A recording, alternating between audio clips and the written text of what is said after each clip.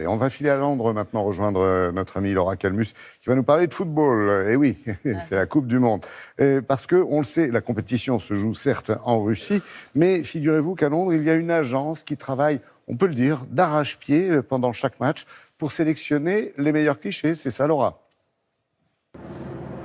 Oui, absolument. Lors de chaque match, des milliers de photos sont prises. Mais pourtant, il y a toujours une photo plus emblématique, une qui sera publiée un peu partout. Et ce matin, on va vous amener là où sont sélectionnées ces photos, celles que vous voyez dans vos journaux. Alors bien entendu, chaque rédaction a ses propres photographes, mais il y a une agence de photographie officielle qui a accès à des emplacements exclusifs, qui peut prendre des photos dans les vestiaires, dans les coulisses, faire des portraits des joueurs. Et on a été dans cette agence lors du match France-Danemark. C'est ce que vous explique Élise Derbaumet.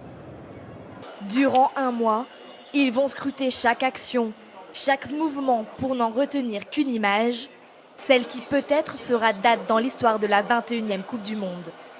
Bienvenue dans la tour de contrôle de Getty Images, l'agence photographique officielle de la Fédération internationale de football pour la Coupe du Monde 2018.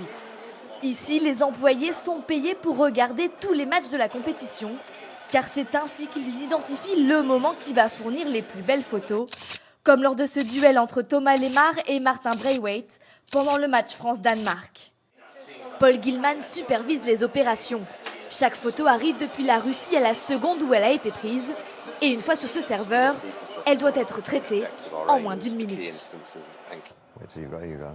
Les photos de la première action viennent de nous parvenir. James sélectionne celles qui pour lui sont les meilleures. Dès qu'il les a choisies, il les trie en fonction de leur qualité et du client vers lesquels elles vont être envoyées. Elles sont ensuite immédiatement reçues par l'équipe qui retouche les images. Alex est déjà en train de travailler sur cette photo, il l'ajuste et la retaille si nécessaire.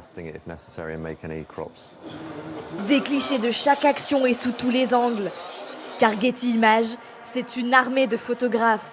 Et pendant la Coupe du Monde, ils sont 60 à mitrailler partout autour du terrain pour obtenir la meilleure photo de chaque rencontre.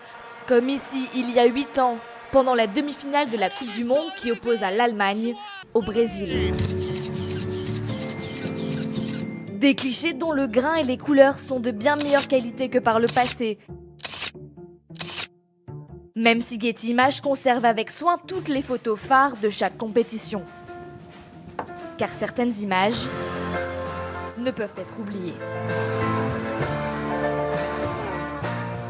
Oh, comme c'est gentil, Laura, de nous avoir mis des bleus un petit peu partout sur les images. Laura, les Anglais adorent le foot, on le sait. Et à mon avis, on doit entendre parler des matchs à longueur de journée et partout en Angleterre. Oui, absolument. Et chaque match est retransmis un peu partout dans le pays, dans les pubs évidemment, et sur des écrans géants en plein air. Alors l'Angleterre jouait hier soir contre la Belgique. Ils ont perdu ce match, mais ils sont qualifiés pour les 8e de finale. Ils arrivent donc 2e de leur groupe. Mais au final, perdre ce match était plutôt stratégique. Cela repousse l'échéance d'un match contre le grand favori, le Brésil. Merci beaucoup, Laura. Très belle journée à vous et vos équipes à Londres.